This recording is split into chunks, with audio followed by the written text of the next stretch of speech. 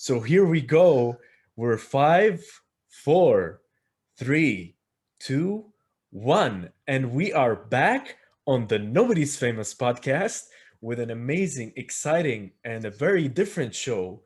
And today, my guest is none other than Andrew Cooke. How are you, buddy? Hello, everybody. I'm awesome. Always awesome. Thank you, Ali. Born ready. Born ready. Awesome, man. So what I like to do at this point of the show is ask a bit of some warm-up questions for you, just to get you, hyped Limbered up. up. Yeah, limbered up. Yeah. Difficult for me to be more hyped, Ali, just at this stage, just to let you know. But let's see what you've got. Okay. No pressure. So here we go. I will admit, to watching Suits. And for Okay. those who don't know, it's an American legal series famous for these amazing, fantastic, crazy arguments that happen almost every scene. And my question here is, how can the audience, learn to win more arguments in life? The Nobody's Famous podcast. The core of the question here is, is this true? Are lawyers the experts at winning arguments? Are there techniques we can learn? What are these, approaches that we could take to the subject? That is a really interesting question, and I'm gonna, and I'm sure you're after like a pithy answer, but I'm not going to give you one, Ali. I'm going to number one say, how do you define winning an argument? Like, if this is about, can I go out with my friends and drink Mrs. Rifai, right? And for you not to be annoyed about it, that is an argument I cannot help you win.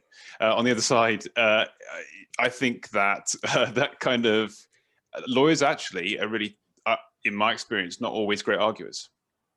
In fact, what they tend to do is rely on the fact that if you come into the argument and you're a lawyer, there's almost an assumption you're going to be good at it. So you kind of get extra privileges in the argument. Things that you say are given a sort of an extra degree of authenticity because you've been to law school or whatever. And that can be really effective in resolving a lot of arguments. You just kind of come in and just go, well, obviously this is the answer. And everyone goes, oh, well, the lawyers just said it. We should probably go with that, right?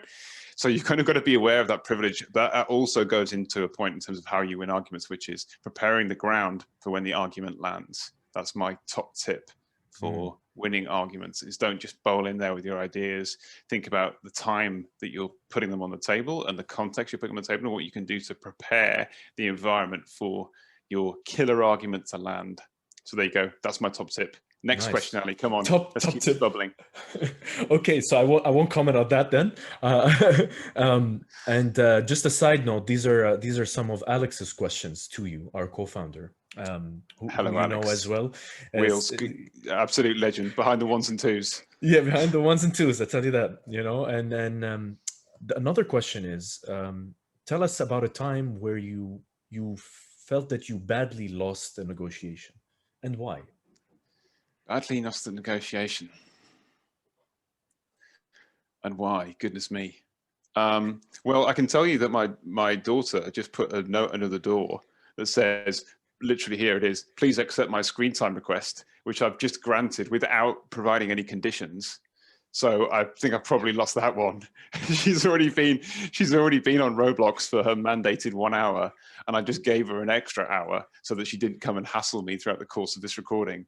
So I traded, having talked about comfort in our pre-chat, I've traded being comfortable for a screen time request, and probably then a request for further Robux to spend on magical horses or inexplicable vehicles in Bloxburg or whatever it may be.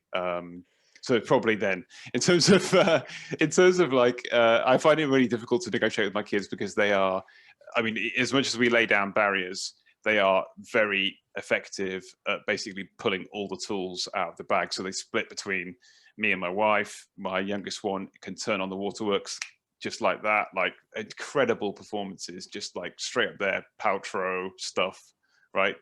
Just incredible. So yeah, I think commercially it's rare that something goes super sideways. So yes, me and my kids, that's the screen time negotiations never work out to my favor, it seems. That's very interesting that you mentioned that. You know why? Because I feel that, as kids, we have the innate power to argue. And I used to be told, by my dad all the time when I was young. He's like, you know what? You should be a lawyer. You should be a lawyer. You should go to court, do your argument, because you're very good at that. And I just feel that, as we grow older. That sounds pretty passive aggressive on the part of your dad, by the way. Yeah, it's like, yeah, you should go. You should. Yeah, it is because he's like, because we argue. But he was in sales, no? Like that was car sales, right? So he should be absolutely all over it. So if you're maybe this is like a lost profession for you. You're running rings around the sales guy as a young man, Ali. You're always welcome into the fraternity. I should become, start off as a paralegal. It's not far off. That's right. We offer training contracts at FNATIC. I'll set aside a place for you, Ali, when you realize your true calling. My true calling, thought it was voiceover, but no, I should be writing contracts. Think about it. Right. Yeah. And I just, don't you think that as we grow older, we kind of, for those who are not, let's say, masters of negotiation or arguing. I mean, I know we're negotiating every single second of our lives, but don't you think we kind of lose that thing that we learn as kids? We learn to, we kind of have the gall to argue or the will to argue, but then we kind of lose that as we grow older. I think you become less concerned about the immediate negotiation that's in front of you, and you start to think more in the long run because you just had more experience. Like a number of people who, let's say, are up in my LinkedIn saying, "Oh, I'd love a job at FNATIC," or tell me how to get a job in esports, or even before that when I was at Flash, right? Tell me about how to get into music. And I always say to those people, don't worry too much about the first couple of years of your career. Like once you've been doing it for 20 years, you start to see that there's a long run to things. And so that kind of immediacy and fire of youth, a lot of that is driven just because of your lack of lived experience, right? You start to, once you get a little bit older, I think it becomes much less about, and that's what I mean when I'm talking about what does it mean to really win? Because so often you might win the battle that's in front of you and then lose because of perhaps how aggressively you've negotiated. Yeah, the confrontational style. Yeah. Right. Or so on. Like confrontational people can be very effective. There's a quote which I'm going to get wrong, but it's something about the world is changed by unreasonable people, effectively, and that's true. Like ultimately, if you look at the people who are kind of obviously been very successful in recent years, your Elon Musks and those kind of people. I mean, Elon Musk called somebody who'd saved a bunch of kids from a Thai cave a pedophile, and then won the associated lawsuit, right? Because he just he's prepared to take it there. He doesn't really care about how he's perceived in the broader sense. He's prepared to be unreasonable. He saw the advantage.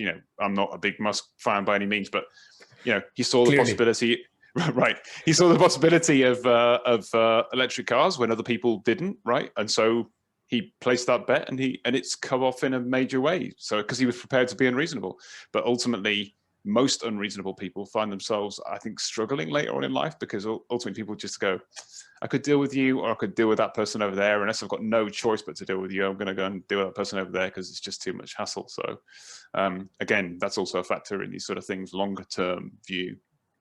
Very interesting take and the kind of way that went. Interesting. I think we'll delve into it more. Delve away, Ali. We'll be going. Oh my God. Here we go. So this is another one. How can so this is they're a bit of a mix of questions, but this is, again, like I said, this is just to warm you up. So how can gamers protect themselves, since you're in the esports world now? How can gamers protect themselves when a certain game, let's say, dies out and they've been playing it for so long? So for example, Counter-Strike, right? The FNATIC team or any like esports gamers been playing League of Legends for years, and there's a pro gamer on that. This is how he makes his money. She makes his money, all that kind of stuff. Tomorrow, the game is dead. No one's playing it anymore. How do you think they can protect themselves? And you can answer, either from a legal standpoint or just generally. It's fine. I think the risk of that happening in the top tier titles is getting lower, right? So, if I look at, Riot, for example, obviously the core product is League of Legends, but you're now seeing Wild Rift come off that. You're seeing Valorant come out of that. Yep. Riot is like Riot is not going to change its commitment to esports. In fact, it's going to double down on it. So if you're in one of those games, like you've probably got a decent career ahead of you, right? Like if you're in Wild Rift, for example, which is absolutely blowing up in Southeast Asia at the moment, if you're in that game and you're good at that game, then you're probably going to be okay. For games like, I think CS is just an incredible product in many ways, right? Like Counter-Strike tournaments were going on in 2006 when it was, we're talking about 1.6 era of CS, and yet it's still going. Like, we talk about Valorant coming up, and Valorant is a hot title. We just signed a team in Valorant, but ultimately, if you look at actual viewership and like concurrent viewership, watched hours in CS, they're still all the way up there. Like if we were to get Twitch charts up now and somebody's watching just chatting would be up there because everyone's just using Twitch and just chatting now during lockdown. But CS is still a sort of like a great product, and we have sort of doubled down on our commitment to CS. We're in ESL Pro League, which is the Premier League effectively in Counter-Strike.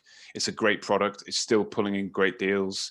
Players are still doing incredible things, and it's so explicable, right? Like you can watch it and understand what's going on within 10 seconds, which obviously you can't for League of Legends. So I think, how can players protect themselves? I mean, look, it's difficult if you're in one of the games that could have made it in FPS, right? So Apex, for example, if you're an Apex player, and that's obviously a title that's been backed by EA, or is an EA title, pardon me, which again is a powerhouse, but it just didn't quite get there from a competitive esports sort of standpoint. So I suppose in conclusion, whatever game you're playing, if you want to be a pro at it, make sure that the developer is very committed to esports. Right, that's number one. Because if it's like Riot and they see esports as being, obviously it's a huge marketing tool for the product itself. It's incredible numbers of watch hours, which in turn drive great revenue for the developer. You're good.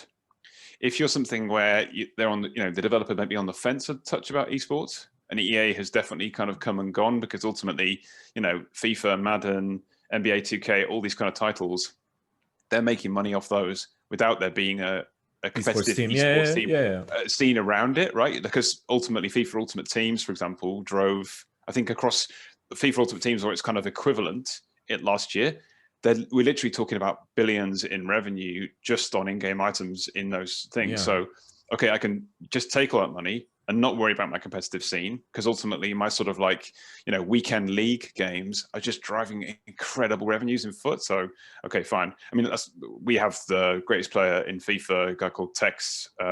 He's not a cowboy. That's his tag. But Tex is earning insane money and doing great. So, if you're going to be in one of those non-esports titles, then you better be the best in the world or have a great Twitch viewership. Because I suppose that's the second point. Regardless of whether or not you're whether or not you're playing one title all the time, building your Twitch viewership on the other side of it is also super important, right? Because ultimately, however good you are at the game, if the game falls away and your Twitch audience is there and you can continue to entertain them, we've already seen. So, right, you can adapt, and you can sell that audience in to almost like you move out of gaming and you become an entertainer, right? So if there's a guy who has played for FNATIC, or in the FNATIC colors, he's called Power. So when we signed Power, who is a leading streamer in Italy, when we signed Power, he probably had about 100,000 subs on YouTube. This is several years ago, maybe 4 or 5 years ago.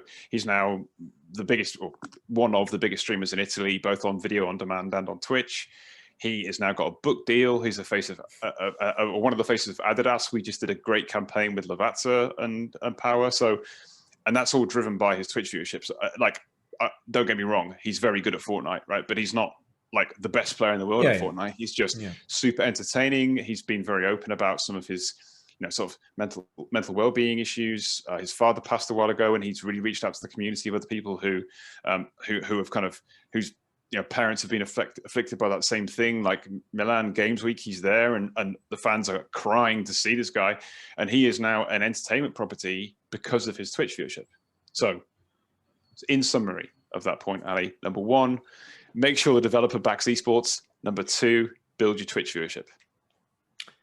It's a great summary. I actually was not expecting the first answer, because I would be of the notion that if which might probably work against gamers in a way, is to diversify your kind of portfolio, maybe to one or two games in a way, like, because Dota, I'm not, people are going to start to hate me, the gamers are clamoring, they're not the same, they're not the same. In a way, they're based on the same concept. I mean, League of Legends' concept is based on Dota, so in a way, I would say, kind of very old school, very old school. I would say, diversify in a way. So that's why I was not expecting your first answer. But, yeah, but I mean, League of Legends, right? Now the meta of League of Legends and Dota is very distinct, right? So now, so yes, it, of course. so no, like for example, tower placement well, in fact, even League of Legends, right? In terms of the jungle versus like bot lane, top lane, and focus on those kind of things. And like, in fact, the innovation that our guys have sort of cracked, also we beat G2 on the weekend, is around basically not focusing on initial battles and just leveling up around the map to then really sort of like capture the sort of, the later wins. And that is a meta change that's come about since the last split, right? So those guys are just grinding the game, many hours a day. It's very difficult to be a top tier pro unless you're prepared to put in that kind of commitment, just like anything else, right? Correct. Like, if you want to play ping pong for a living, you can't do it with like, half an hour in your garage with your dad. Like, you're going to have to, they're all playing solo queue to a very high level, like all that sort of stuff. So yeah, you got to commit to it. I think in FPS, there's obviously some parallels, but even between something like Rainbow Six and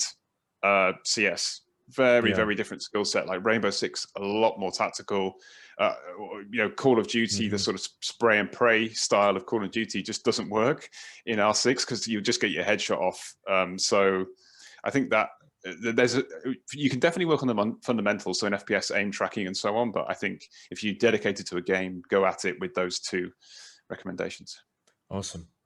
There's just so much to talk, and I want to set the kind of like scene for everyone, and what's to come is the fact that you've said all these technical and gaming terms more than I have has now just really, it's just okay. I know where we're going with this. This is crazy. Next question, before we get too deep into that, is: do you think professional gamers should have a degree in gaming? A degree in gaming?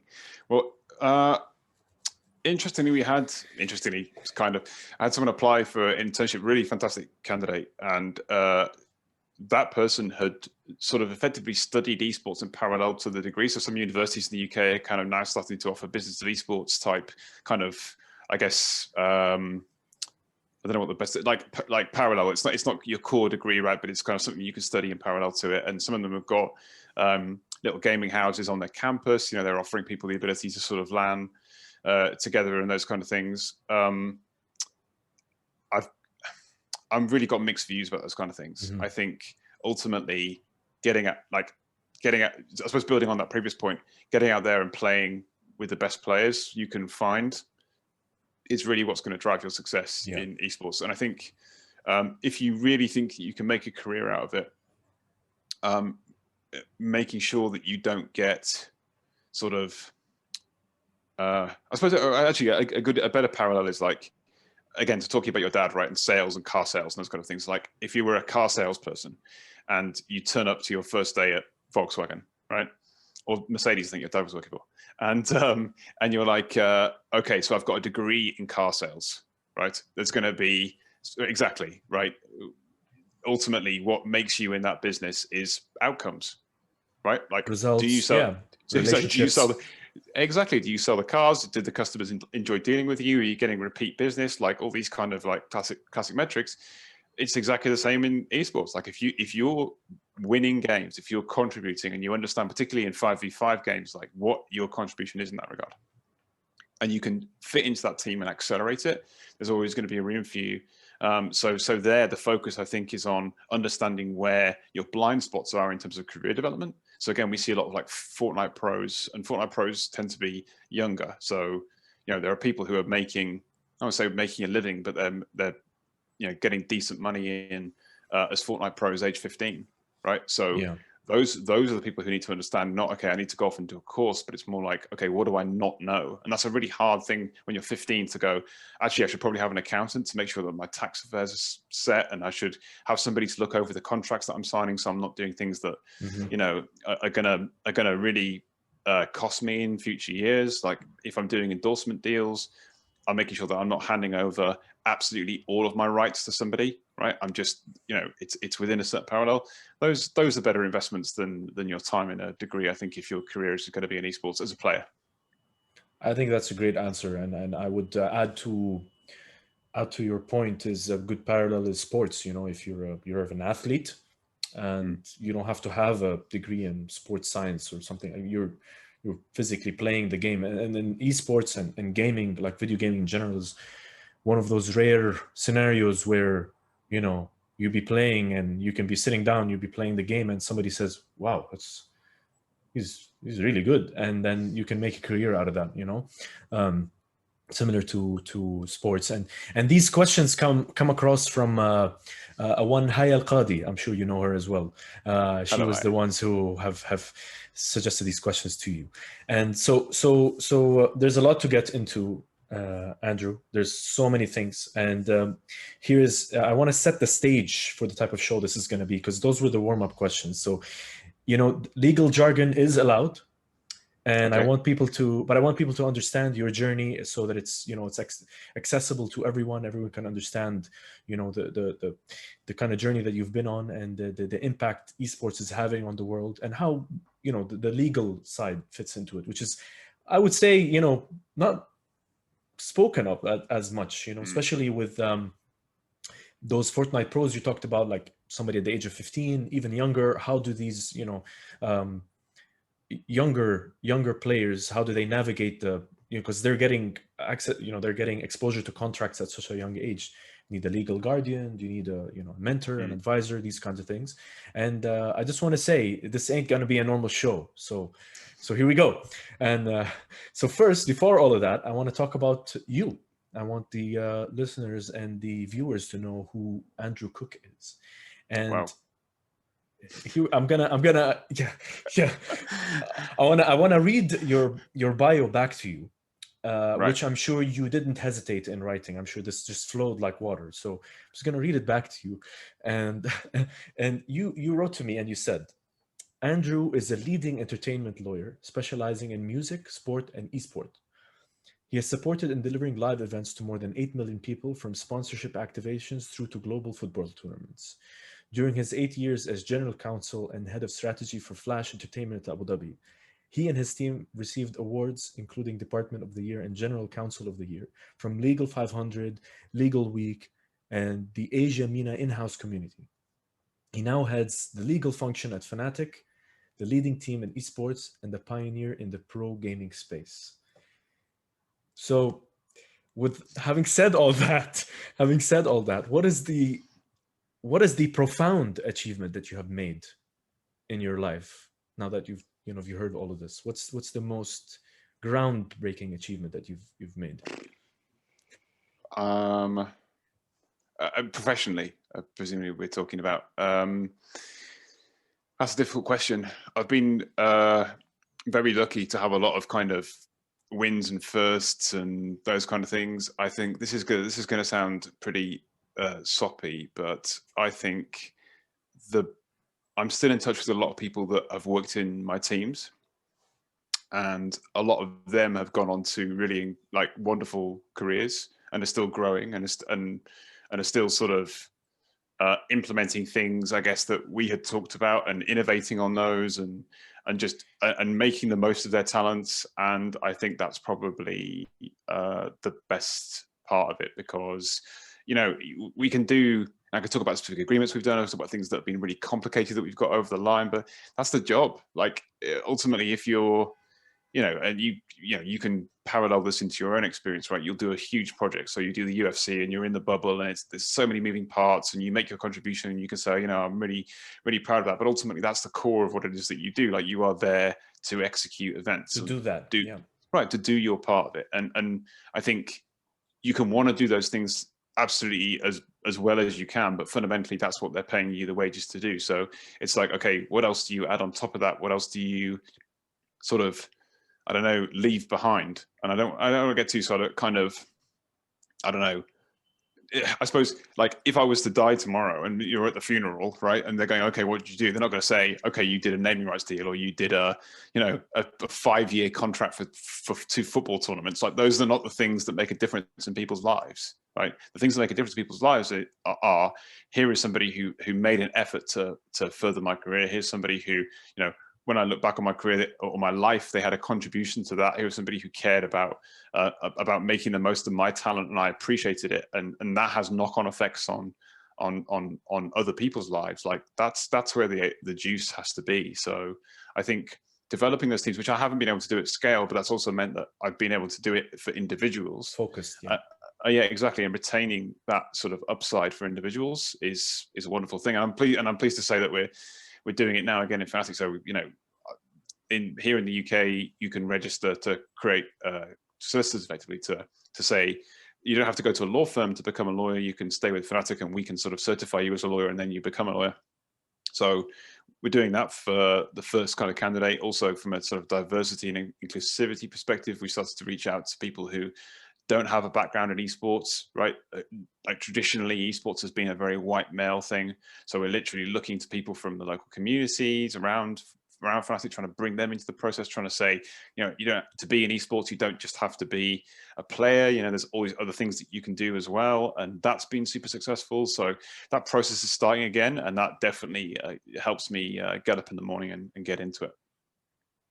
You answered this difficult question quite gracefully, I'd like to say. I'm 41 now, Ali. You can kind of like get great. If you can't be relatively, I think you should be graceful and destruction, or you should be totally ungraceful. Like, those are the 2 options that are available to you as a boomer. Boomer. Okay, here we go. Boomers talking about R6 Rainbow Six strategies and tactical movements and all that stuff. Okay, yeah. So actually, this kind of leads. Your answer leads into this next question that I have, which is, you've said this in your previous interviews, which you say you love to kind of ask this question to people, or you like to say it, is that you like to say that you help people find importance of meaning in their work. And it's a rather, I would say, very powerful statement, and something that, if you need to realize, I think daily. Sometimes you realize across the line, and then you go like, okay, what am I doing? You need to kind of take a step back, or you go like, what I've been doing for the last 5 years, did it really make an impact? And rather, I want to flip it around a bit and ask you something different. I want to say, when have you ever felt that your work was unfulfilled or underappreciated? When have you felt that your work was useless in a way?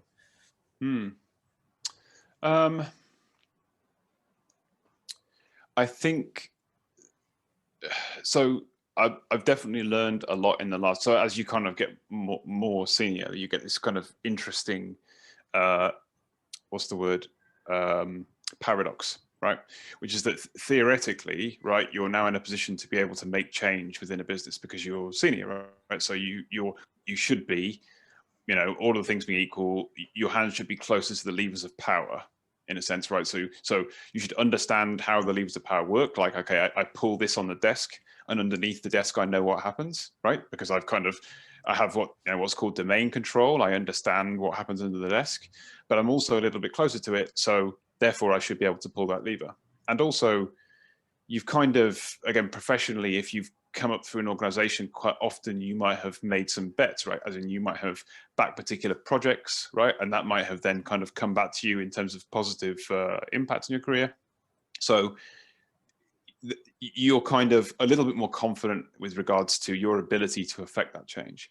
At the same time, sometimes you start to see, as you kind of come up in an organization, that things are actually a lot more complicated than you perhaps thought, right? So, okay, yes, if I pull that lever, this thing happens, but actually I can then see that person might end up losing their job, right? And I like working with that person.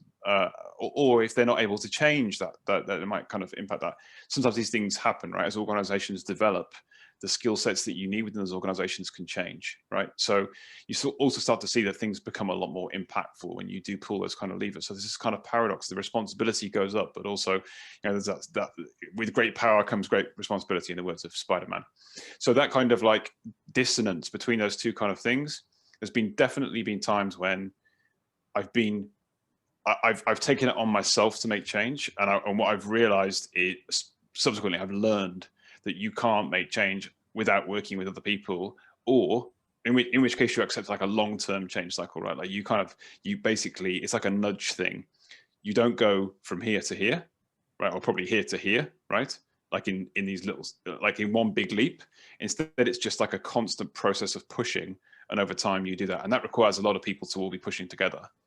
Or you go the other way, which is just to be completely unreasonable, right? And just go, you know, this is terrible. This has to change. If this doesn't move, I'm leaving. Or if this doesn't move, these people are leaving, or whatever it may be. And you just go and you fully bet the house on it. And I think that approach can also be effective. But I've kind of found myself caught between those two sometimes. And that's where the meaning has been drawn out of it for me, because I've kind of felt to myself, I feel in my bones that something needs to change, and I haven't been able to affect it.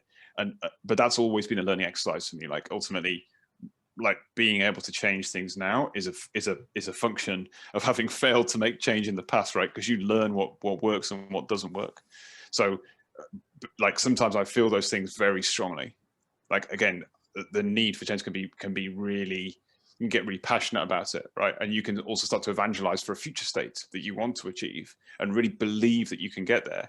And if you're feeling these kind of barriers, or you're just feeling that you can't, you know, you're so close to the ability to make things change, but you just can't quite get there, that can be really, really frustrating as an experience. So I think that process of learning is on that point specifically, on organizational change and an individual motivation, is just that's something that will never stop happening during the course of a career. You're never going to get to the stage where you're just like, yeah, I've totally cracked it. That's one of those things that just the more you learn about it, the more complicated it becomes. Yeah. I just you know, I don't want to talk about, you know, on the show just about positive things. I want to talk about the negative sides of, you know, being in a position such as yourself, or just anyone who's in their career, what they might experience. So because it's very important to also realize these things early. And I think if you realize that you will face a point in your life where you think that you go like, what the hell am I doing? I think if you do accept that from now, especially for young people who are just starting their career, you know, just the first year, I think that when you reach that point, it might be an easier impact. You will be impacted. I just say it will be easier to accept that if you know in advance that you're gonna get that punch in the face. You know. Yeah, well, look, a lot of people that I know that have been very successful, right? So they're kind of you know, they're at the top of their professions, or they've climbed to the top of the mountain, and you know, whatever it may be, right? Those are people who very early on in their careers recognize that they had worth, and that might sound like a really obvious thing to say, but very often when I encounter sort of young and junior people, right, you can see the possibility in them, but they've almost convinced themselves that, you know, they have to sort of follow a particular path, or they have to do it, like they have to get on a particular grind and kind of prove their worth somehow. And of course that can be the case. Like there are some things where you just have to, you know, it can be as problematic if someone just comes in and starts calling the shots without having any experience, right?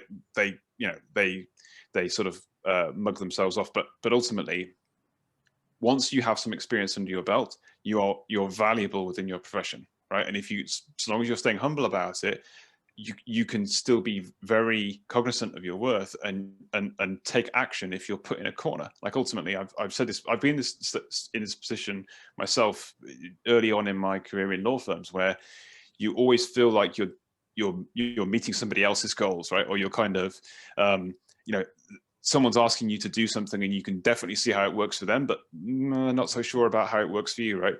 And there were peers of mine at the time who were much more prepared to be, do you know what, let me just think about that opportunity before I take it, rather than just being like, yes, absolutely, I want to do it. And I think you've always got options, even when you feel like you haven't got options. In fact, I was talking to a guy yesterday, long-standing friend of mine who just feels really kind of cornered at the moment, and we were just sort of game planning around how he might address that. And it's just like there'll be people that you've connected with if you're very early on in your career, even people from school or people from uni or college or whatever, who may be able to help out. They might even be friends of your parents or like friends of friends. It's amazing. We're all now super connected to people through, even through LinkedIn, those kind of things. There's always someone you can reach out to. And if you ask the question, I'd say 9 times out of 10, they're going to answer. So even if it's just like, look, this is where I am, this is what I'm doing, this is what I need.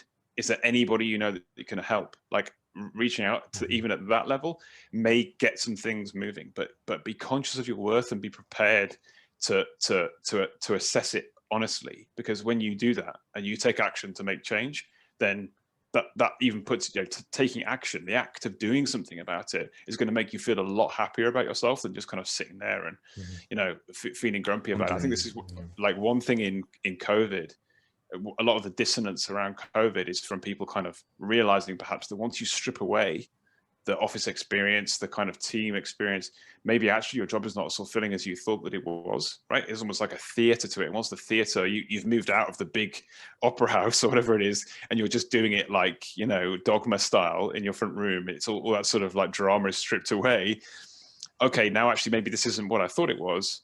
And that's where people focus on creative activities, they start to do this other stuff, and hopefully that sort of stuff will come up in people's estimations and a reminder of how important that sort of stuff is in your life. And actually sometimes there's other stuff a little bit less so. But yeah, everybody undersells themselves, and I think expressing your worth confidently, I think is a good move. That's great. That's it's a lot of stuff to take in there.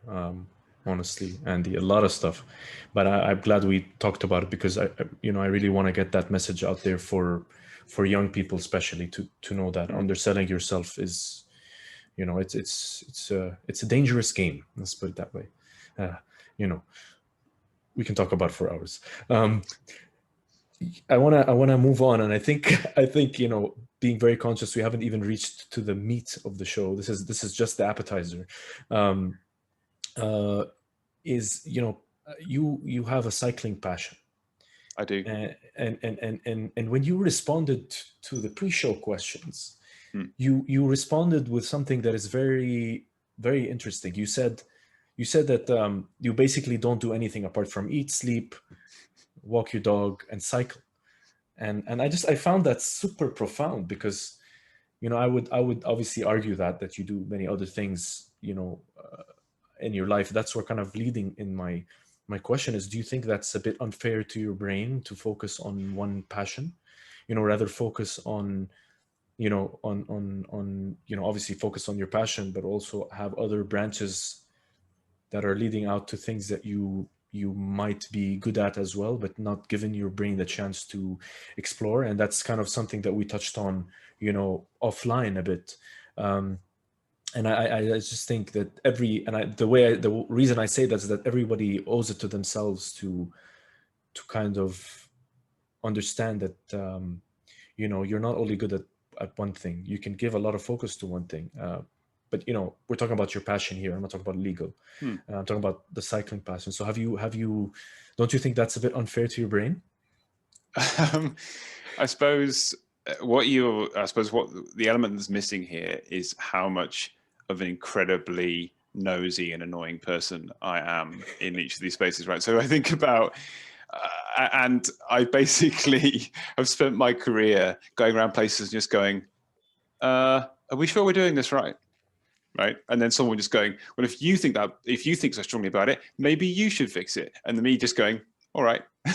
So if I think about in Flash, for example, like I started out as legal counsel and I was general counsel quite quickly afterwards. And then I went, I looked after IT for a bit. I looked after HR for a bit. Obviously, I ended up looking after strategy. And so a lot of it is about not being constrained by the role that you're in. So even if you're, okay, I like to, and this is another thing that I think people sort of sometimes forget, is people look for jobs very often where they think, okay, I could fit myself to do that job, right? And actually it's completely the other way around. Yeah. It's like, okay, you can get into a job and you just got to get your feet under the carpet, and obviously don't go around like doing the big I am all the time, like all that sort of thing. Again, when he talks about being confident about your worth, humbly confident is the approach, right? But ultimately, you can get in there, and once you've shown people that you're prepared to get involved in their world, understand their needs, and sort of address those needs and make it work, right? And help people out. Like, again, I remember talking to a coach a few years ago, and he was talking about having a like an approach of service, right? Service to yourself, service to your family, service to your career, right? So how are you going to do things that help the needs of others, right? And then give meaning to your life. And that can apply within a professional context, and actually it can end up in a quite interesting space if you're prepared to go, look, this might be my like strict job description, but actually I'm interested in what's happening over there. I'm going to go over there and say, I'm really interested in what you do. Can you tell me a little bit more about it? And you know, I've observed this. Can we talk about it and kind of go from there? Again, in the past, I've done that perhaps a bit too bullishly. Like I've gone in and just gone, this needs to change. That dude doesn't know what he's doing. Let's do that. And that's not the way to go, just everyone. But I think approaching things humbly and being interested and going from there. You know, again, like these games that, you know, when I started in FNATIC, right, I played like last week. Anyway, recently, I hadn't ever played Fortnite, right? Like, and obviously it got pulled from the from iOS and Android stores recently because of the whole disputes going on there. And so I downloaded it onto my Xbox, and I was playing it, and because I was in this, we'd signed a new talent, and I needed to be in the game to play against this particular talent, right? And this is someone this is like basically doing like backyard football with Lionel Messi, right? When you've hardly ever kicked a ball. And again, that kind of experience of, okay, so I need to know about this, right? So the answer is, it's pointless me going in and saying, okay, I've played loads of SPS, like I played Doom back in the day. I love the Doom series, Doom Eternal, what a game, love playing that, like all these kind of things. So I know my way around a controller, I know my look inversion settings, like all that sort of thing. But I just have no idea what's doing this game. So just please tell me everything about it. And since then I've played it and enjoyed it, but that's the point. You like, to find out about these kind of things, you've got to go in with an open mind of adventure, right? And within that context, you can turn your very sort of thin job description into something that actually works for you. So yes, I do eat, sleep, cycle, repeat, whatever it is, all the time. But equally, I've been able to take my job and mold it into something which is really engaging and brain straining and kind of collaborative. And again, I think for me now, we're talking about learnings and these kind of things. I know that I have to work in collaborative environments. I have to work with other people who are kind of similarly minded and just come to me and say, you know, I've noticed that this is happening. Is there anything I can do to help about it? And then we kind of work up a great solution together. Like that's a super powerful thing as well in terms of driving meaning, because you gain that accountability to somebody else as well. When you have that shared input in something, then it feels so much more meaningful when you then go ahead and succeed together, or you fail together and you learn from it, and you can say, oh geez, last time we did that, like this is what happened. Let's not do that again. It's like a double win. You've got a double learning for you guys. So I think, yeah, molding the job that you have into something which really gets you out of bed every day. And I used to say to the guys in the team, you know, if you get out of bed and you don't want to do this anymore, then just come and tell me and we'll work something out. Right. Then I never want there to be a situation where you're getting out of bed and you're making that balance up between like, okay, I'm getting my salary and all that sort of stuff. That's wonderful. But this is just not engaging me at all. Like, I don't feel like anything good is coming out of this. If that is the wrong balance and you're just sort of saying, I'm doing this for the money, or I'm doing this because I don't have any other options, like that is the time to go to somebody you trust and have an open conversation about it. You don't just like stuff that down into the lowest recesses of your mind and just kind of go, oh, you know, it's going to be okay. You owe it to yourself. Again, think about that idea of service to yourself first before you help other people. You owe it to yourself to make that change if you get into that space. So the short answer is yes, it's unfair to your brain. Correct. Yes. Yes. Okay. I could just know if we need to like speed things up. I think there's going to be a part 2 for this one. Okay. I love asking this question before we actually get into the focus topics. This is like one of those Syrian meals, right, where they just keep on bringing stuff out, and then it's like you've gone through the meat, and then somebody brings out like a salt baked cod or something. You're just like, oh my god, and literally had no idea all this was coming. Yeah, we're not to the mashawi yet. We're still at the meza. What do you think is the lasting thing people will take away from this show after watching it? I have honestly, God bless you for asking that question. I've got no idea. I've got no idea. So it's fine. It's a movable feast. You can take what you want. It's like a Crowne Plaza buffet. Ali, maybe you want to get an omelet with a bit of chili. Maybe you want to just eat some of those muffins that are like super dry. Maybe you just want a cup of coffee to go. Like, all those options are available to you, listeners. Take what you will. That is a great answer. I have never thought that that the show would have been compared to a buffet. That is pure and absolute gold. Okay, so I want to cue this in and say this is in a way technically part 2, which is the actual kind of meat of everything. And we're going to talk a bit about esports and FNATIC and beyond. Everything that you've been going through. And I want to start off with this. You mentioned in your podcast that you did with Law and Sport. The interview that you did was you in the landscape that you're in right now, you kind of defer to the younger. There's people that are working with you who are younger, and they kind of have their so to speak ear to the ground in esports. And we've worked together countless times in your previous role. I'm younger than you, and there's other people that are also were younger than you there, and you've worked with. So I know what type of person you are, Andrew. I guess the selling point is not more to you. I know that you have that switch that you make, that you have to understand that maybe some people you work with that are younger than you. But how do you think, maybe you've seen it in your job, or how do you think others feel about that? Like, evidently, how do how do they have to adapt to the younger people in the esports landscape, which arguably are the ones that are, they know what maybe the viewers want, what the gamers want, and all that stuff. Yeah, I mean, the people who find this hardest, I think, are like senior marketing personnel in massive brands, and rights holders and those kind of people. So basically people who have built their marketing careers in pre-esports environments, right? And those people very often have got to those kind of places mainly by, I would say, expressing an understanding of what it takes to reach the consumer.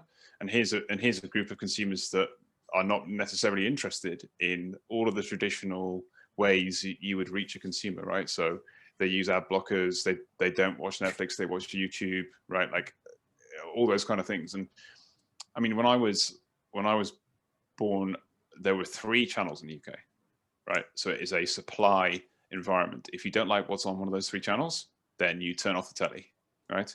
Then Netflix comes along, and for my generation, Netflix seems like it's just an incredible world of content.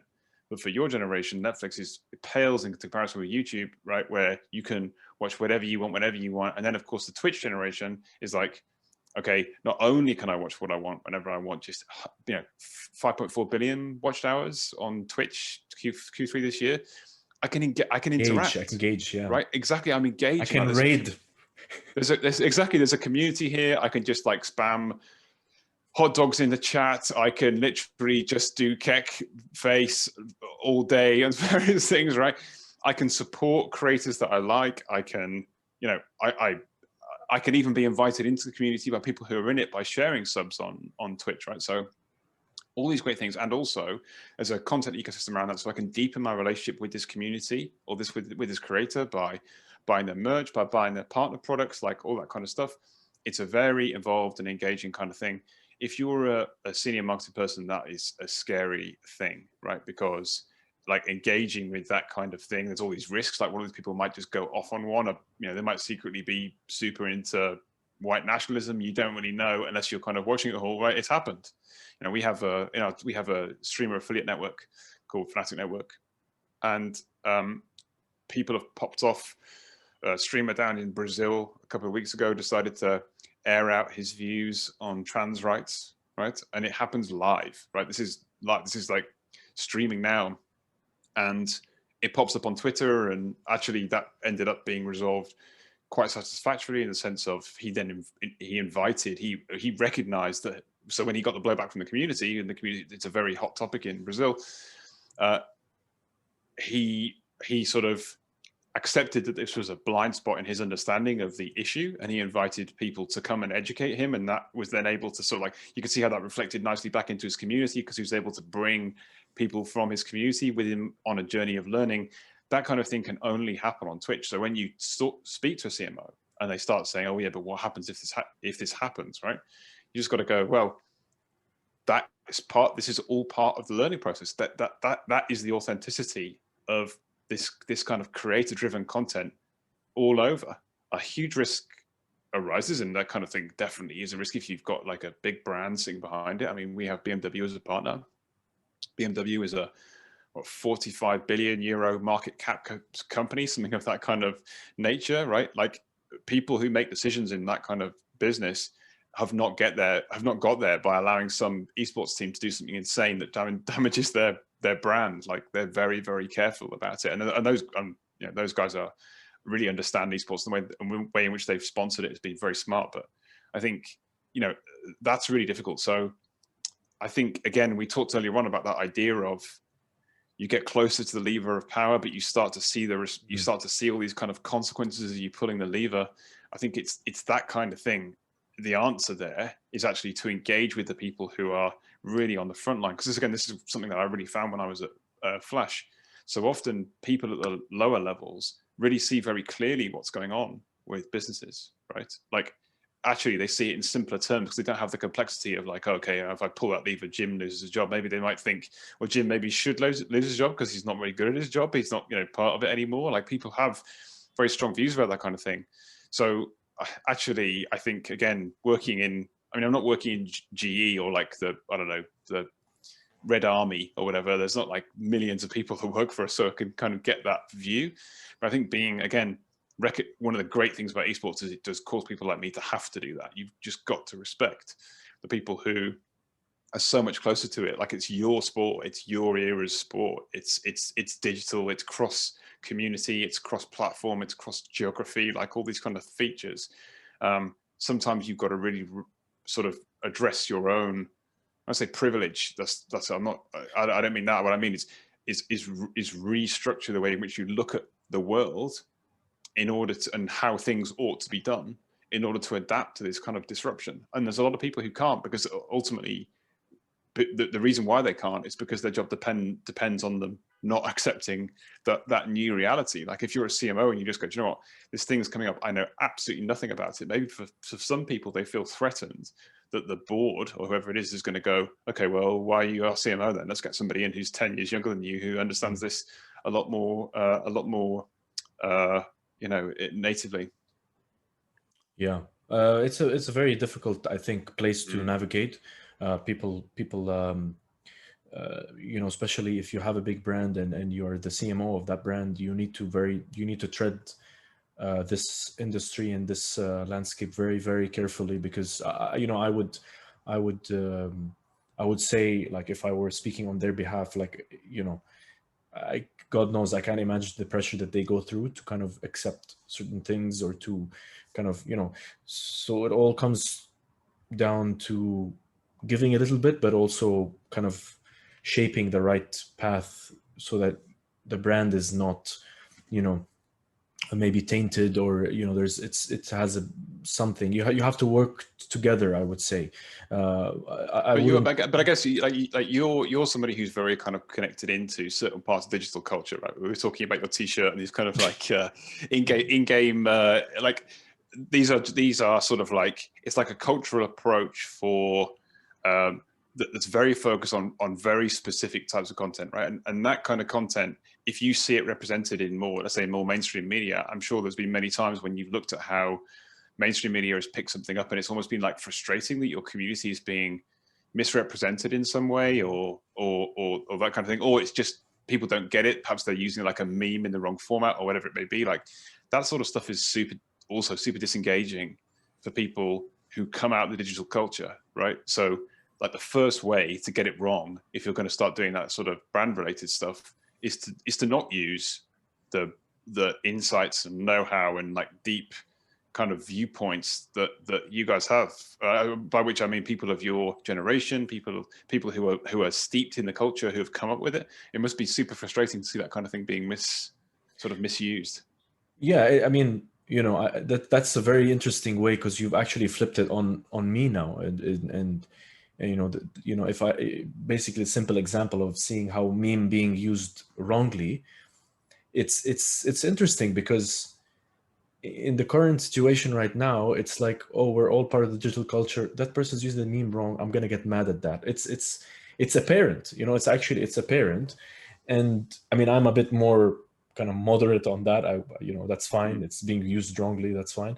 But you think about it that yes, it's apparent. And if you were a CMO and you want to get in with the trend, I would say you really need to have someone on that level, maybe make you see things in different, outside the box, different kind of approach, but still have somebody that can still moderate it. I mean, you know me, I'm a bit diplomatic in these things. I'd like to always have a moderate play if we're talking about like a brand like BMW or so. Just, make sure you kind of balance it and employ it in the way that is good for their brand, but also kind of fits. Because then the marriage of these two scenarios, I think, has a wider impact. To go like, wow, BMW gets me, and you if you're part of that digital culture, go like, I didn't think that they would, but they did.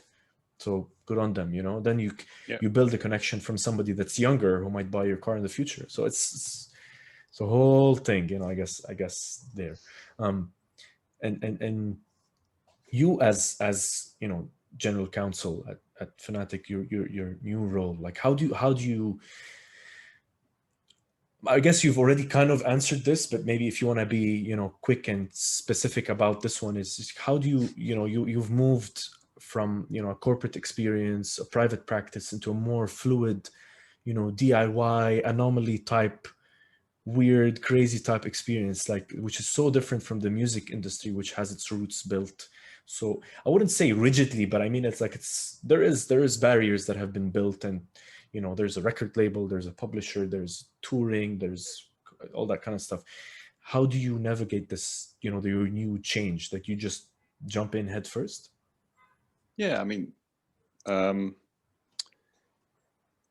a couple of points we could unpack there. I think, look, you either see that the extent of change, or the possibility of change, and the extent to which the kind of tectonic plates on the planet are still forming, right, and sort of turning into Pangea or whatever it is, like all that sort of stuff is still happening. And I think someone wouldn't be doing my job unless they were pretty comfortable with that as a just sort of starting concept, right? Like you've got to be prepared to get in there and work and ride the tiger to an extent. And I think. But what's interesting about it is actually the parallels between music and esports, I think, are pretty strong, in the sense of, again, you get a lot of entrepreneurial people who get into it or have gotten into it because it's not, being an accountant, or it's not being the job that your parents wanted you to do, or whatever it is. Like, the gamers, so when we signed Tex, right, I met his delightful mum, and this is a lady who has spent the last 15 years probably saying, just put the controller down, like you need to get a real job, like whatever it is, right? And now he's sitting there and well, if he's not paying her mortgage, then he's wasting a lot of money on stuff that aren't her mortgage, but he is making a ass load of money, right? And you kind of go, right, if I'm him and I then build a career in esports, right, all of that, like my view of what's right and wrong from a kind of like a career standpoint, or what's like an orthodox way to earn your living, just goes out the window. Like anything that an adult or somebody like a careers advisor or like my parents has ever said to me about, you know, you just need to knuckle down and do your homework and put the Xbox down or the PS or whatever, is just I've proven that to be wrong. So therefore, my view of what is orthodox and not orthodox, and the right way to do things and not the right way to do things, just completely changes, right? So it's like hyper entrepreneurialism, and a lot of the people who are involved in esports have that mindset. Again, they were just told many years ago, you know, this whole esports thing is just never going to come of anything. You know, you should get a real job. And now they're all millionaires because they own teams, right? So they're very skeptical about orthodoxy. They want to mix things up. And I think there's a lot of those kind of people in music who are perhaps attracted to it because it's a little bit outsider, right? So like in the 70s, that would have been punk. In 80s and 90s, it's like dance music, right? It's a cultural thing. You've kind of got, and this came a little bit later to the US, but with that kind of whole EDM bit, but there's the drugs, and there's the warehouse parties, and there's the fashion around it and all that sort of things. And it's very cultural and all that sort of stuff. And if you were in that and you made a successful career out of that, right, necessarily, it's a bit like the early days of skateboarding. Like the people who, you know, built Vans and built Etnies and these kind of big companies now that you see with huge crossover appeal, they were the people who were skateboarding and like breaking into people's houses and skateboarding in their pools in the early 80s. They're outsiders, right? They're doing it because it's not football, or they're doing it because it's not, I don't know, baseball or whatever. They're positioning themselves in a cultural context that's outside of the mainstream. And so inevitably, right, that's a kind of like a point of commonality across all these kind of things, but also it drives a certain type of mindset. So you've got to be aware going into the whole scene that it's not all fixed and it's not all settled. And the kind of people that you're going to encounter are likely to be of that mindset, regardless of how much it's being mainstream now by people like me coming in. That outsider aesthetic and mindset is still really strong. So, you know, if you I would go to conferences on behalf of Flash, a lot of the people in there still very much fit that kind of mindset. Like the older guys who are involved in global touring, they are outsiders to a man, you know what I mean? And no one's telling them what to do, and that's why they're in it. Like only God can judge them type thing. That's their whole vibe. So as much as it is fixed, I think that's part of it, but I accept that. And we also talked before about the importance of adaptability. Like even in these contexts where you're you know, there are roles, particularly in the Middle East, I find this, where you have to be adaptable and dynamic. Building that adaptability and being flexible in how you approach stuff is key to getting on. Yeah, it is. And it's when you were talking about the players, actually, it kind of leads into my next question, because I think, you know, looking at all this hyper entrepreneurial stuff, and you just really have to, you know, you have to navigate this. It's very different kind of scenario that you find yourself in if you're very much of a very different type of industry. I wonder, do you play a role in helping, you know, I'm sure the players navigate this crazy world in terms of the amount of hours that they have to play, the amount of stress that they're under, you know, when it comes to tournaments? Maybe I don't know if it's managing the money in a way, you know, the income that's coming in, or is that just solely like a manager's, you know, team manager's role? Or do you play a role in that? Because, you know, again, they're very, you know, not everyone, most players, you know, most pro players generally, you know, kind of start out young.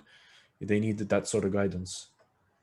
Yeah, it's a great question, and I think it's something that the industry needs to do a lot better. I mean, look, if you think about football, you know, there's been loads of circumstances in which players have finished their careers and had nothing, right? They just kind of like, you know, they had great lifestyles when they were playing, but maybe they got an injury, didn't see it coming, didn't have any insurance, didn't have any plan B. You know, the sport had just dominated their lives from a very early age. I mean, people have been taken into academies in football now at 8, right? And signing pre-contracts pretty early, effectively pro terms at 16. People are playing in first teams of Premier League teams at 16. You know, like what do you do if you just smash your knee into a million pieces on a winter pitch one day, and then, you know, what do you do?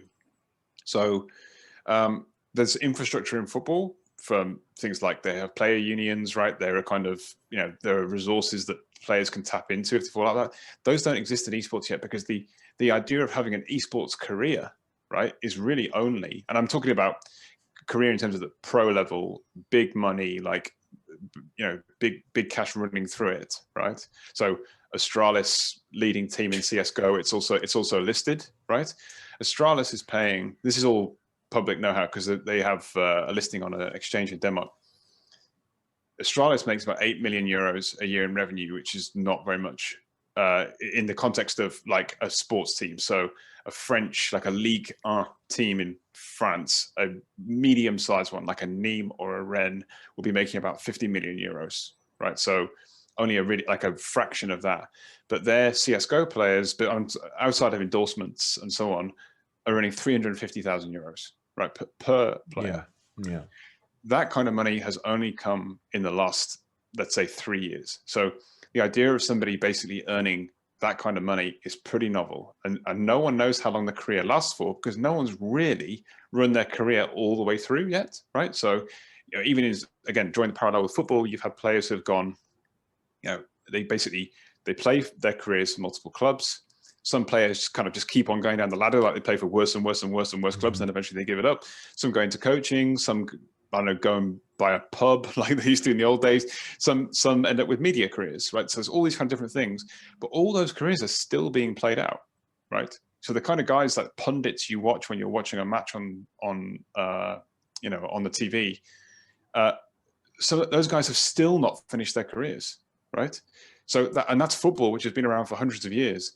With esports, it's been around in meaningfully, like, you know, Riot only franchised LEC, so LEC, LCS, LCK, LPL, all those kind of things in 2018, right? So League of Legends, which is the most advanced in this, is only really kind of got to that stage within the last 3 years, right? So who knows what the career looks like? You know, who knows where it all ends up? But now teams like FNATIC are starting to take this kind of concept of looking after players, you know, thinking about nutrition, health, well-being as a factor in performance, thinking about financial management and advice around what players should be doing with their career and their lives. Additional to that, this is complicated in some places by the legal relationship between the teams and the players.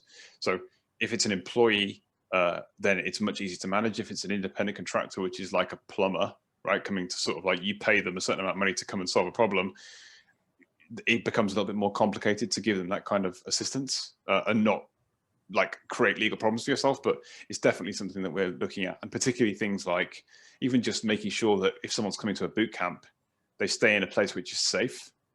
Which sounds crazy, but we've heard of teams putting players in accommodation which like is like shared accommodation with like random people. These are young kids, right, who might have never been to, you know, big cities and those kind of things before, and now they're put in terrible accommodation with people they don't know. Like simple stuff like that needs to be made better, and we should all be pushing for it. And in fact, with regards to FNATIC, you'll see some moves in that regard before the turn of the year.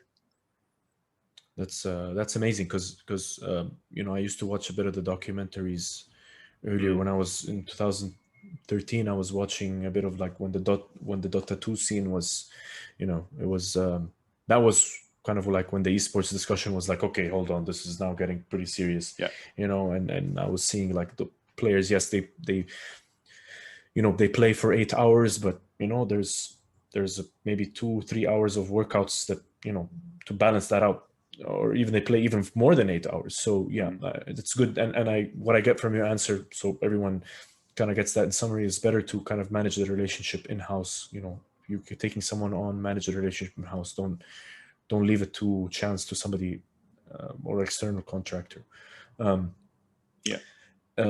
You said that you play PUBG Mobile, and Yes. obviously the accessibility, you know, nowadays is crazy. You know, anyone can pick up a phone and start playing. And specifically, you know, PUBG has gotten a lot of this backlash and all this bad stuff and stuff. But you never know. Like a player might, you know, a kid might, you know, pick up the phone and become a pro player, you know, pro PUBG player. Nobody knows about that yet, you know, but they might be. And then suddenly, you know, somebody finds them, they're making millions.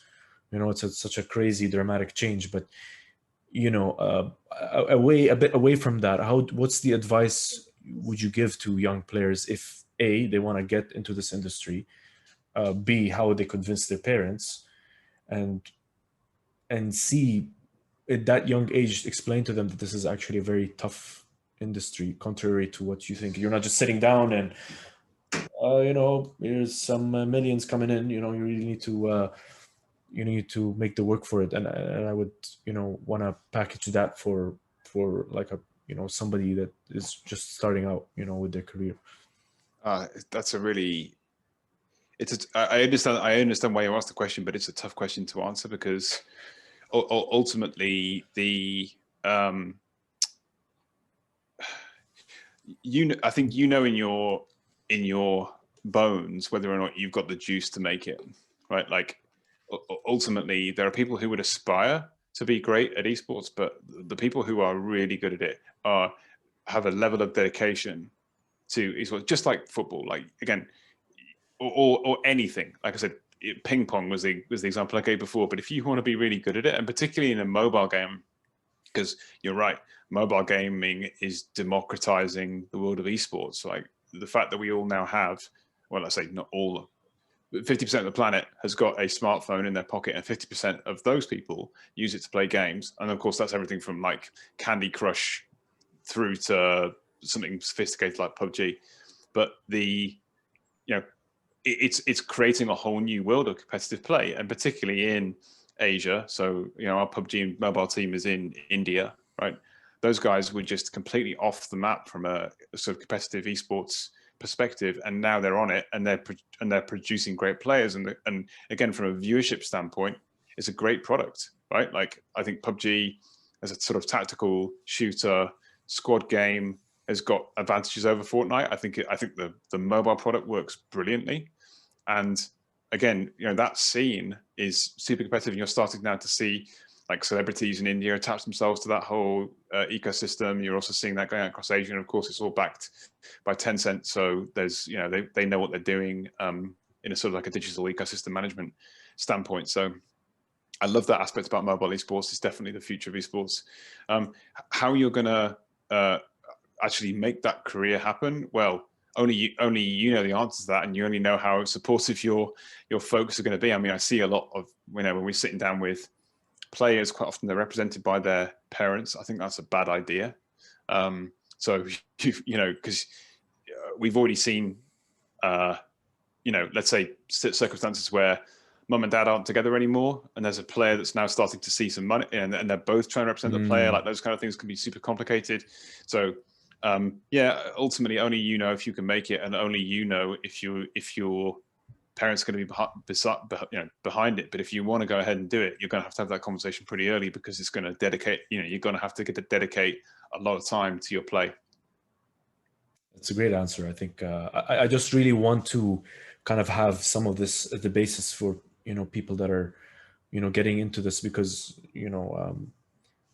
I draw this parallels. For example, for me, when I started out working or something, nobody would show me around. So I just want somebody to, if they were in the same position, to maybe they watch this show, and then you give that advice to say, okay, at least I have some sort of a guideline on where I would like to go with this. And here's, I kind of want to bring the show almost to its close. There's still a few more things we need to get through, but this is my final kind of question on the esports side. It's very much on the and I learned this term very recently. I always thought of it in my head, but shout out to a person who joined our live stream a while back, Azal, and she talked about the fast web, and I very much kind of wanted to ask you about it. Is very much the esports world is part of the fast web movement. People are consuming, we talked about it with Twitch, the mobile experience, how much you have to dedicate time to playing the game, all that kind of stuff, and the way that people are consuming media now. How do you think, for example, your parents or even the players themselves can build a balance with the slow web movement? Because you as a player especially, maybe again, this is my moderate side talking, but it may be not great for you to just always be in that fast lane. You need to have some of the lower type things, reading a book, enjoying the outdoors, really just doing something active, not always being in front of a screen. It's great, if you're very digitally in tune and you are tuned to that world. I just think, don't you think that there should be a balance with the slow web kind of experience in a way? Yeah, I've got mixed views about that kind of thing, because I think, like, first of all, I don't ascribe to the idea that there's sort of like a strict hierarchy with regard to the quality of the culture that you consume necessarily, right? Like, I don't want to be stuckist about it. It's not like I'm, because this has happened before in art, right, where you kind of have, okay, traditionalist painters versus modern art and that whole bit. Like, ultimately, if you're out there and you're consuming culture and it's prompting something in you, which is which is prompting an emotional reaction in you, right? Good or bad, it's thought provoking. That's a good thing.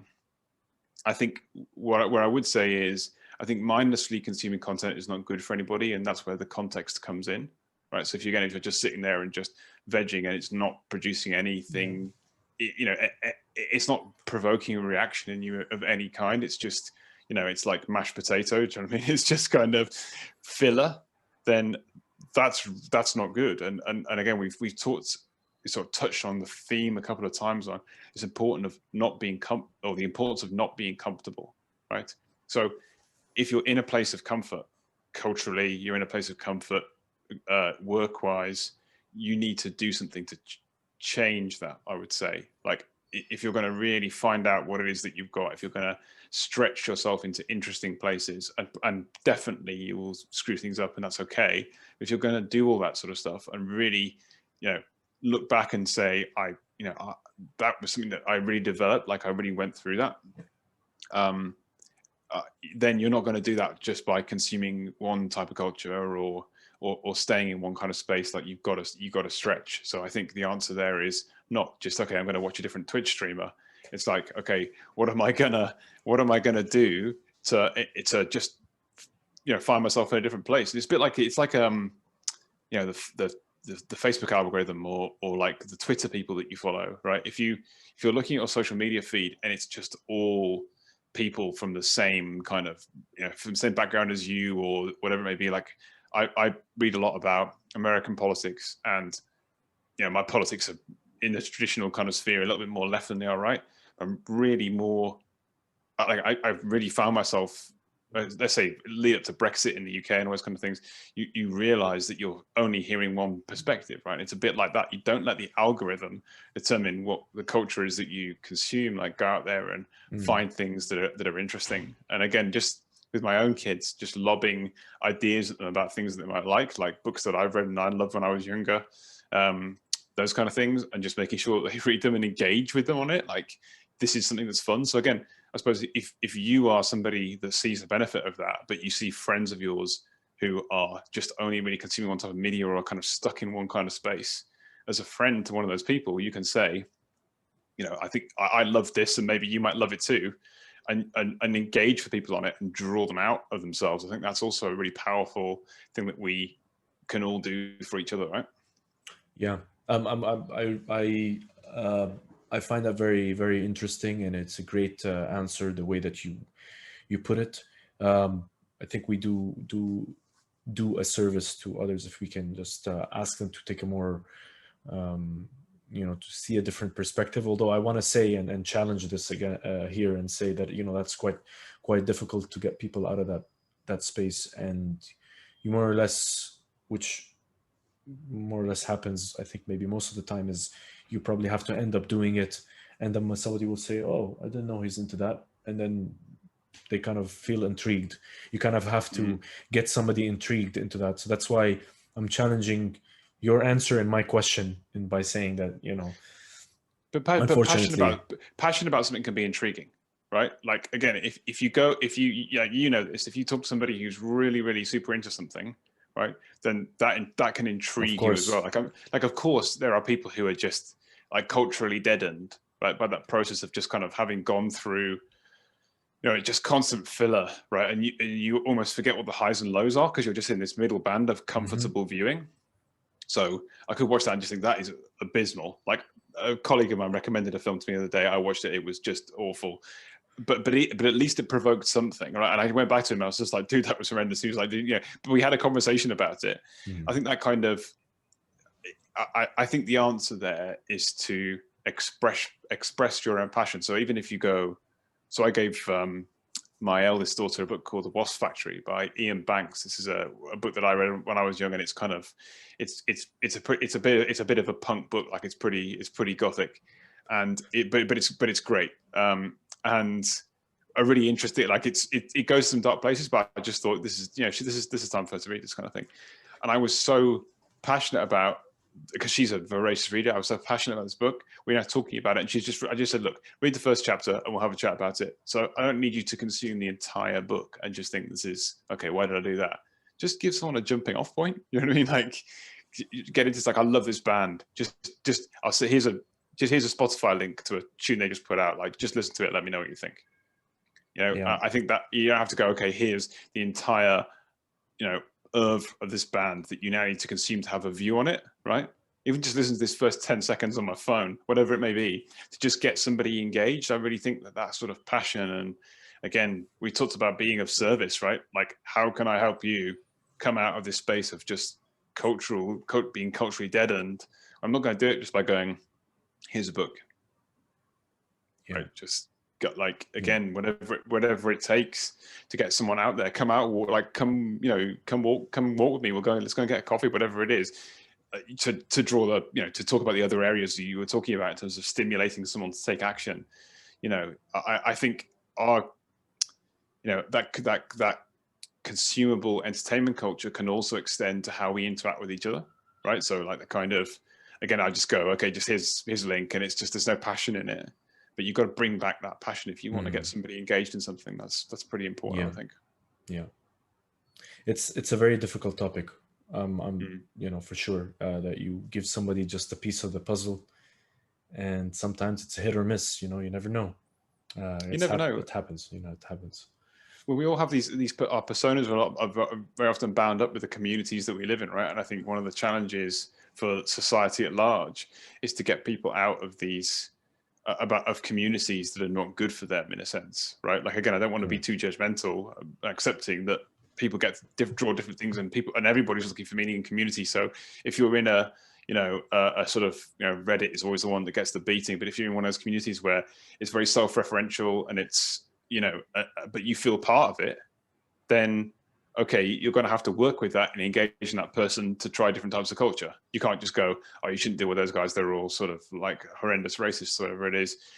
If you feel part of that community and the way in which people talk to each other and so on, again, this is a challenge in gaming, right? The kind of terms that people use in Discord and on Reddit are not the ones that are used in quote unquote like polite society all the time, but ultimately that's something you got to work with, rather than just going, oh no, you shouldn't do that.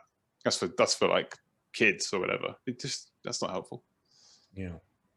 Well, we can talk on this for days, for sure. You asked me a question, Andrew. You said, when I asked you if there's any topics that you wanted to discuss, and you responded by saying, was there something that I've always wanted to ask but never did? Well, I always wanted to ask how lawyers cope with the stress that comes with working on a contract. But and B, I mean, to be very honest, why don't you tell me what you want to talk about? So I'm gonna let you ask me a question right now, and you take the reins, and before we get into the closing questions. Wow, you flipped it on me.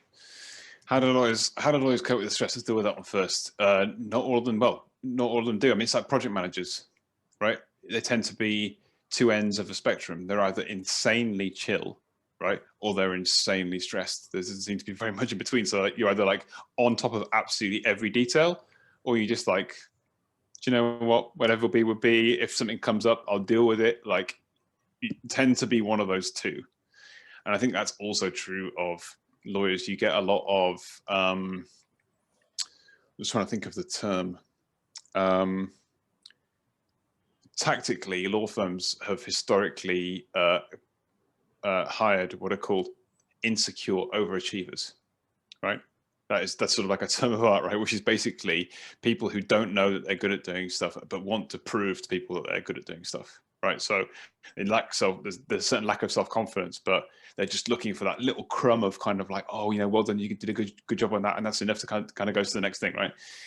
Which is pretty dark when you think about it, right? Because what you're basically saying is, I just want people who are just going to bury themselves and do absolutely everything. And ultimately, all I have to do is kind of just like sprinkle a little bit of thanks on them occasionally, and they'll just keep on doing it. Like, that is awful. And, law firms are sausage factories in the sense of just more meat for the grinder and, all that sort of thing. I think that some of them are changing a little bit, but, not all of them are. So what does that mean for stress? Well, that also, it goes back to that question of valuing yourself and so on. There are still people, and I've been in this position myself occasionally, where actually the stress is defined by your expectations that you're placing on yourself, or you're accepting other people's stress onto your own shoulders because, whatever reason you feel like you've got to solve the problem, you're responsible for dealing with it. And actually, I find it much easier to accept that my clients' problems aren't always my problems. Like, I'm not there to solve things which are unsolvable. I work within the confines that I can work within, and occasionally I'm able to reach out across those kind of confines, work with people, and come together. So this idea of collaboration, which we touched on earlier on, this idea of service, like all those things come together. I find the worst stresses come from things like stresses that I place myself into, right? So I'm always kind of conscious to try and not do that. I don't know if that answers the question. On asking you a question, we talked a little bit about your impending move to Canada, and we talked about your sort of career development, right? So you talked about, okay, you went to school, you go to uni, you come to Flash, you step out of Flash, you go back into Flash. Now you're kind of going over to Canada. It struck me, as you've been occasionally in your career someone who's kind of sought meaning or looked for a particular kind of way to be presented to itself. You've opened up these sort of, I'm not being dismissive when I call them side hustles, things that are not your job, right, but are ultimately creatively empowering for you. Like, what drives your motivation to this kind of stuff? Have you thought about that? Have you sort of drilled it down to, this is this is the purpose of me doing these kind of things? Or is it just been pretty ad hoc? Like, how much thought have you put into the shaping of what it is that you do, or do you just do things when they come up and they feel like a good thing to do? Is there a big tactical refi grand plan or not? The refi grand plan. I was late to the party. Let's put it that way. I was for a long time. I was very much obviously focused on building my career, focusing on building myself, and get, how you spoke about that earlier in the show is, put your head down, do the work, that kind of stuff, which I still do and everything like that. But for a long time, I was trying to search for,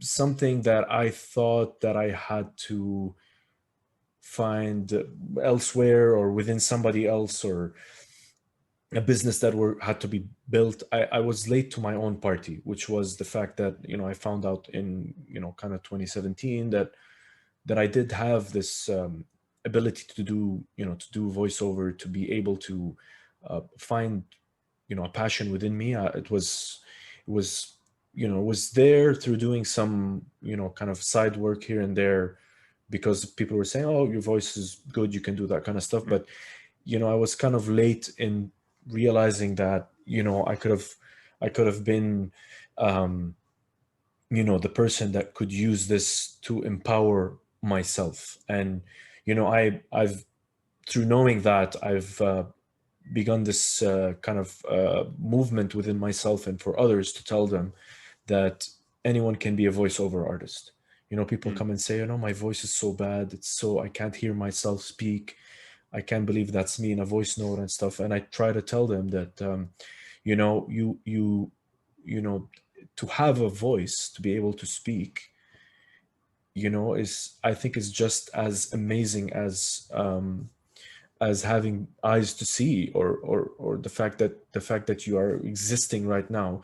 And and obviously we have things in us and we don't realize them until very late. And I think for me, the grand plan, so to speak, kind of started quite late, but being able to, I realized that still, which in retrospect isn't that quite late, but in a way is there, has allowed me to also take the initiative to kind of build other things, which is obviously the podcast, and build my my plan in my head for whenever things will happen, or I put the time in, because honestly I haven't, is to build the voiceover, the voice, the type of thing that I've been looking for in the way that I want. And obviously the show, I've mentioned that to you, takes a lot of my time as well to build. So the grand plan is to kind of just keep building on these things that I've realized. And I've said it now that I have been late, but again, it's better late than never, as I always say. It's better to have found it, even at whatever age that is. And I'm very much that person who wants to build the strands and create the different lines, and redefine myself, reevaluate, and also very much I'm a person in pursuit of knowledge. So I am for learning, going back to school, studying again, and keeping my brain active, which is can get very difficult the older you get. So I say that, take that with a pinch of salt, because I wouldn't I would probably be the first one outside, leaving the classroom, if sitting in a classroom listening to lectures again. It's very difficult. But I think we owe it to ourselves to kind of keep the brain functioning, and it's very important to do that. All these, you just realize that you have all these different skills that you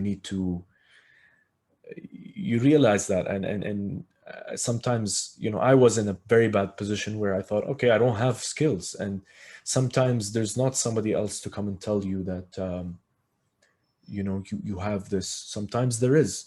And in specific skill sets, somebody tells you you can do this, something you can't do that, or you realize yourself. So I think it's very important that you can catch these things early and then start building on them, because who knew 2 years to whatever, 2.5, 3 years later, have a doing a show with you, and we're building a community of people that are now kind of seeing the message that we're trying, and hearing the message that we're trying to send, that literally nobody's famous, and anyone has a voice, should be able to talk about their passions, etc., that kind of stuff. Yeah. So, Have you ever worked with a coach, or thought about working with a coach? I'm for not talking about a life voiceover, coach. No, I'm talking about I suppose. No, I don't like the term life coach. I'm not talking about somebody who sort of part-time, somebody told them once that they were good at advising people, or you should make a career out of this. I'm talking about somebody with training who is there to help you shape, like, to draw these things out of yourself, right? And the line between coaching and therapy can get blurred sometimes. And I'm not talking about the more clinical end of things. I'm just talking about somebody who can challenge you and bring accountability to transitions that you want to make. So typically there are people who make a living out of you walking into the room and going, you know what, I would really love it if I found a time to start a podcast, and they would just challenge you to be like, well, what's stopping you? Right? Like, you could take a headset like this and get on SoundCloud and get it going tomorrow. Like, what's stopping you? Exactly. Have you ever thought about working with someone like that to sort of, let's say, shape how you transition these things that are kind of creative and engaging for you, and the voiceover work, of course, into something which is like fully your full-time thing? Like, have you thought about driving that transition with external help? I've never considered it, believe it or not. The past in the past recent, time, I realized that I've been doing that to others. They Right. say that they want to start a show, start a podcast, or do something creatively, and they needed that kind of push, which I, in a way, didn't really get in the way that I Mm. think it should have been impactful. So I haven't considered. I would, love to consider that, because having a work mentor is very different than having a life mentor, and having somebody that, as you said, might be a passion mentor or passion coach. So yeah, answer the question, I haven't considered it. And secondly, I would say that I realized that I'm doing that more and more to others, because I see the challenges, or the time that I, quote unquote, wasted in them, and I don't want them to waste their time. Yeah, I think that mentorship is a big thing. And like, congratulations to you for stepping into that role, because ultimately, like, look, I think you're a really great example of somebody who I think probably undervalued. I mean, you just said it. You undervalued yourself in the early stages of your career, whereas actually, even things that seem to you to be like, I think when we were talking earlier on about, you have got value. You should never find yourself in a corner. Like, just, it's in our nature very often. Things that come easy to us, we don't value, right? So for you, you're like a super relatable guy. People get on with you. Like, it's enjoyable to be in your company. People want to work together with you. You've always you've brought that kind of open-minded approach to so many things that we've worked on together, right? You take that for granted because that's in your natural character, right? Like, that you just bring that to the party, and it's great. But but for people who don't have those things, right? So somebody who really struggles to just walk up to somebody and chat with them, or somebody who hasn't had the ability for whatever reason, doesn't feel empowered enough to go and take that step to do things creatively. If somebody's in that position, they can learn a boatload from you, but they also would value those kind of things in a More. major way, right? I think we know this intern we have with us at the moment, again, very non-traditional background from an esports standpoint. Young Muslim girl, lives in London, like, did not see herself working in this kind of space, but she's just amazing. We were talking about this the other day around all these strengths that you have. You don't see them as strengths, but they are what, like, within the whole, if you look at the whole of like humanity, there are things in here that you're already over-indexing on. Like, you're already higher than above, but you're just not counting it, because you just do it and it comes naturally to you. But I think sometimes if you don't have somebody in your life who's able to give you that kind of, dispassionate analysis, just to go, like, I've spent 5 minutes in your company and I love chatting with you. That's a great, like, that's a strength that you have there. Even something that simple, some people need that kind of thing. And I would really encourage, again, anybody who's, struggling to find that motivation, or struggling to find that in themselves, to seek out somebody who can give that perspective, because it's powerful, particularly if that person's prepared to help you take accountability for change around things that you might want to, like, actioning that feedback, right? Just doing something with it. Like, you're in this job that you hate, and now you need to be doing something else because you're more valuable than that. Okay, you're going to reach out to 10 people on LinkedIn the next week, and then you're going to come back to me and tell me that you've done it. Like, even something that simple can be enough to jog somebody out of a spot. So think about that approach in terms of how useful that can be, just to get a perspective that's not sort of overlaid with, I'm your parents and I'm giving you this perspective because we want the best for you, Ali, and we just want you to be happy, or I'm your buddies and, like, I don't feel like I'm in a position to be able to give you advice because we're both the same age and we went to school together, and maybe, it's not a kind of an advisory relationship. It's really good to have that third party perspective sometimes. Mentor, coach, whatever it is, go for it.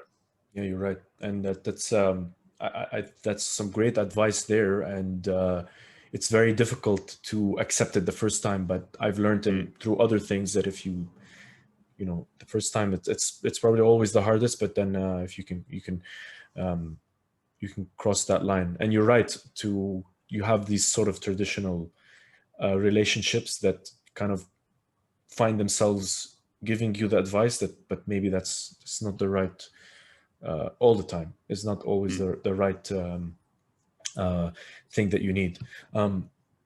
Andrew, I want to say that I've had an amazing chat with you. It's been literally like going on to 2 hours here, and I wanna close it off with two questions for you, and then your final words. of course.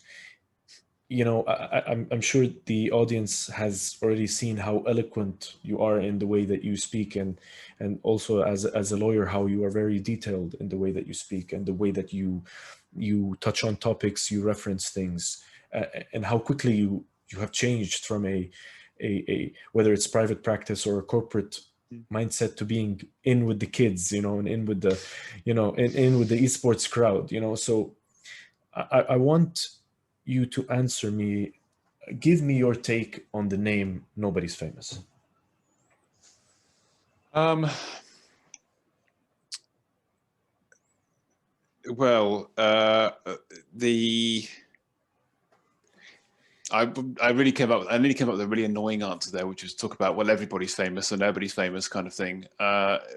In this modern era, we can all broadcast ourselves, of course, and to that extent, you can find out something about somebody's life that you've never met before by watching them for 5 minutes on Twitch, and that kind of access is absolutely unprecedented, really. And we're in a sharing culture, of course, right, with social media and so on. I like the idea behind the name. I think I probably challenge the premise. Like, the reality is there are people who are known and pursue fame, don't they? And I suppose I certainly wouldn't put myself in that category. So in that sense, I am a nobody who, for this very brief period of conversation, is famous in talking to you, Ali. So I don't know if that answers the question. It's a bit rambling, but that's how I feel about it. It's kind of, we always kind of strive to tell people that it's more of like a statement. Nobody is famous. I love the principle. I love the principle behind the podcast, and I think I also like the graphic of the bag on the head. That's also inspired. So whoever came up with that, round of applause for you. Yeah, I tell you a funny story. I was told that if I didn't use, I was presented with a couple of logos, so for the listeners who don't know and the audience. By the little people that work for you. Yeah. No, they're not. By all means, they're way, way bigger. But I was presented with those three options, and and one of them was the paper bag, and I was literally told this sentence is, if you don't use the paper bag, we are selling this logo. So it was literally like, it was the moment where we had to go from something that we completely, comfortable with, the glasses. You walk on the street and you see somebody wearing glasses and you go like, are they actually famous? It's kind of gives you that idea of the show, to something which was completely random. Let's throw the glasses in the garbage, not in the garbage, let's put them on the side. Let's put them on the side. Let's bring in really what the name and the show is about, which is literally the fact that if I cover your face, and this goes back to what I talked about the voice, is if I literally cover your face with, put a bag on your head, all that matters is your voice, and literally what you're saying and how you speak and the thoughts that you have, because your voice gives you the power. And that's kind of the premise which we started the show is, anybody can be interesting if you ask the right questions, and you don't have to be an influencer to be interesting, and you don't, all this kind of stuff, it comes into play, and the brand just was kind of spot on with that. And you sometimes, as you said, you need a third party perspective to kind of throw that into you, and then you have to make, again, it's not only that, it's, you have to make that decision to say, let me go into the unknown. And it was, at the first glance, it was like, wow, that's a big change, and you go like, but this is the change that you need. And that's how that's how we grew. And as a brand, it's grown to be more that inclusive, and you're like, I get it now, I get it even more now, so it's 100%. Just to note, when we were talking about negotiation, they positioned you very effectively in that negotiation, Ali, by telling you that they would sell that logo if you didn't acquire it. So we talked about the message landing at the right time and ensuring that you hit that mark, right? Consider yourself negotiated, Ali Rafai. Yeah, you have been served. I mean, hey, it's a win-win situation at the end of the day, because I think that's the art of true negotiation. My final question to you, Andrew, is, when I asked you to be on the show, which has been obviously a long time coming, and it should have been live, shoulda, woulda, coulda, of course. I I want to ask you, why did you accept to come on to the show? Because, sorry, this is going to sound soppy. Again, second time I've been soppy. Hands up. I was really pleased that you told me that you were going to be moving to Canada, and I wouldn't have done it if you. I would have been. I don't say I wouldn't have done it. I would have been less inclined to do the podcast if you hadn't given me that bit of information. And why? Because I think you're somebody with that brings something which is more than just your skill set, right? I think you have the power, the capacity to do something really wonderful with your life, like with the podcast that you're doing. You're touching people, and you've already said it yourself. Like, people are now looking to you as somebody that they can learn from. Like, that's a wonderful, powerful thing, and not everybody gets to experience that in their whole career, right? We talked about people before who take that place of comfort and they just stick in it, right? So you don't want to do that. It was when we were working together, like, we worked on some stuff where I saw opportunities for you to kind of like take it forward, take it into a different space, and for whatever reason it wasn't happening, right? Like, I don't know if it was just because it wasn't your passion, or you saw something different for yourself in terms of your career. You had these other things going on, and so that central part of it wasn't really driving you forward. But there's been a couple of opportunities, it seems to me, where you've been able to sort of like, there's been a launch pad for something else, right? So going back to school is one of those things, right? Like, launching this was one of those things. And I feel like you're looking for something, right? You're looking for something just to go, and you're willing to try different things. And I think that if you had stayed in your comfort zone, just continuing to do stuff, right, that would have been a loss. Like, that would have been a mistake for you. So I really, like, I love what you're trying to do, and I love your willingness to try new things.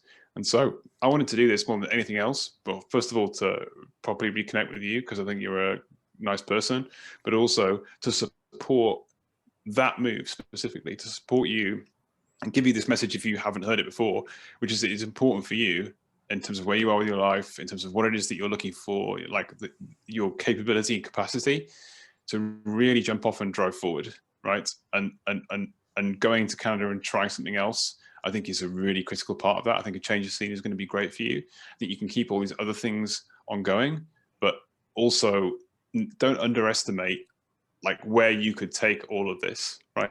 Don't sort of feel self-limited in that kind of way. Like, if you start to take away some of those limitations and look at actually what you've achieved with the stuff that you've done off your own back, and you find other people that can creatively inspire you and drive that forward, like, your ceiling is pretty high. So I wanted to give you that message, and particularly in front of all of your listeners, because I know there's a lot of people who support this podcast because they support you and they have goodwill towards you.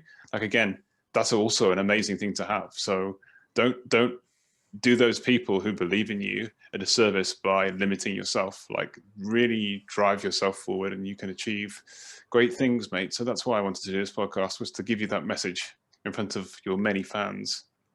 Well, I want to say thank you, Andrew, because it is it made me tear up there. I just say that, like some great advice, and I think some great advice to also the people that are listening, because it's really profound and a very, very, solid base they can build on. So I'm very appreciative of all the detail that you have noticed, and the kind of mentorship that you have shared in this brief moment right now at the end of the show. So I really appreciate that, Andrew, and I want to end it there with with that amazing statement that you've made, and just, you have any last words before I sign us off? None at all, Ali. It's been a pleasure. Thank you very much for giving me the opportunity to talk to you.